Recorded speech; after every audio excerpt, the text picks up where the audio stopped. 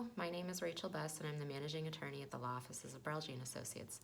Thank you for joining us for this week's edition of the Brelje Immigration Brief. Today is March 7th, and you may be aware that H-1B CAP subject petitions are due during a window that opens the first week of April. In order to prepare you for filing those petitions, I'm going to discuss today the topic of the required wage for H-1B employees. If you've watched our previous briefs, then you already know that H-1B is a work visa, which is designed for specialty occupations, which require at least a bachelor's degree to perform. Another requirement for the category is that the employer must pay the H-1B employee a certain guaranteed salary called the required wage. What is a required wage, you may ask?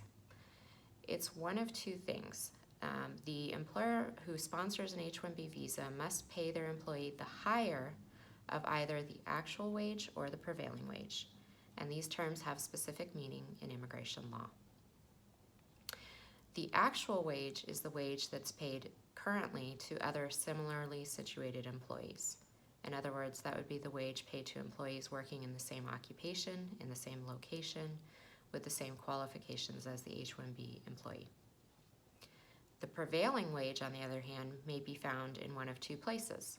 It is either the wage rate contained in a union contract, if there is a union in place with a wage rate applicable to the occupation, or it's the weighted average of wages paid to workers in a similar occupation in a geographic area of employment.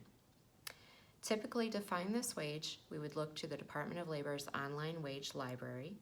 However, if it's apparent that the Department of Labor's wage data doesn't accurately reflect the industry standards in that location, then a private wage survey may be used if it meets certain conditions. That's it for this week's edition of the Brelje Immigration Brief. Remember, CAP subject H-1B petitions are due during the first week of April and must be filed to the correct USCIS Service Center. If you have any questions for us, please visit our website at www.brelgelaw.com. Thank you.